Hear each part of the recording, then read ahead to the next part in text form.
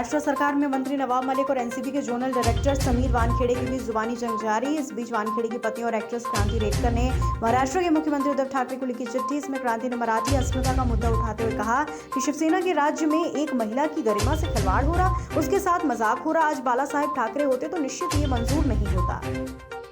केंद्रीय सामाजिक न्याय और अधिकारिता मंत्री रामदास अठावले ने बॉलीवुड एक्टर शाहरुख खान के बेटे का बचाव किया। उन्होंने लखनऊ में कहा कि हमारे देश में शराब पीने वालों को जेल नहीं भेजा जाता, लेकिन कानून में एक प्रावधान है कि ड्रग्स का सेवन करने वाले लोगों को जेल भेजा जा सकता है।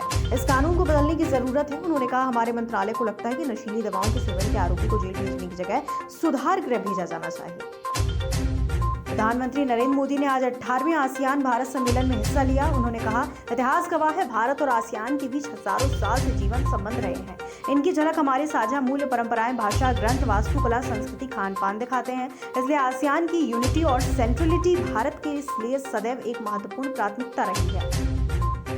राजनीतिक रणनीतिकार प्रशांत किशोर का मानना है भारतीय जनता पार्टी आने वाले दशकों तक भारतीय राजनीति में एक बड़ी ताकत बनी रहेगी। अपनी गोवा यात्रा के दौरान प्रशांत किशोर ने ये बात कही।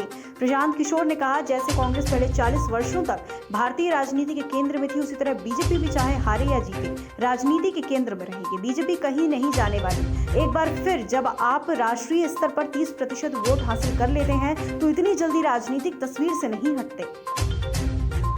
ममता बनर्जी आज से 5 दिन गोवा के दौरे में रहेंगी। ममता के आने की तैयारी उनकी पार्टी पिछले 1 महीने से कर रही। बंगाल में उनकी जीत की रणनीति बनाने वाले प्रशांत किशोर की टीम इसके लिए जमीन तैयार कर रही है। राज्य में अगले साल के शुरू होने वाले चुनाव से पहले ममता की पार्टी भाजपा को घेरने की तैयारी कर रही है। जम्मू कश्मीर के बारामूला में आतंकियों ने सेना और पुलिस की टुकड़ी पर गोलीबारी की। सुरक्षा बलों की तरफ से जवाबी कार्रवाई में एक आतंकी मारा गया। उसके पास से एक बंदूक, गोलियों से भरा एक मैगजीन और एक पाकिस्तानी ग्रेनेड बरामद हुआ।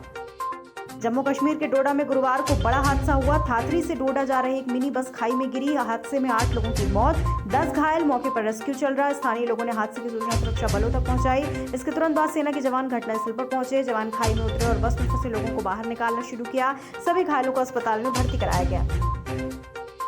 भारत में कोरोना वायरस महामारी की दूसरी लहर का असर धीरे धीरे कम। देश में एक्टिव केस की संख्या में कमी। नए केस में भी 10 से 20 हजार के आसपास ही आ रहे। देश में बीते 24 घंटे में 16,342 लोगों की रिपोर्ट पॉजिटिव, 17,047 मरीज हुए रिकवर, 734 लोगों ने गंवाई जान।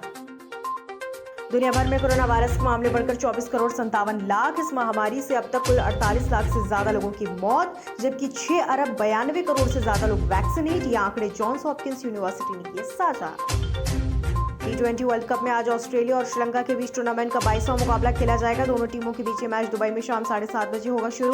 ऑस्ट्रेलिया ने इस वर्ल्ड कप में अभी तक एक ही मैच खेला है, जबकि युवा खिलाड़ियों वाली श्रीलंकाई टीम क्वालीफायर को मिलाकर कुल 4 मुकाबले खेल चुकी है और सभी जीत भी चुकी है।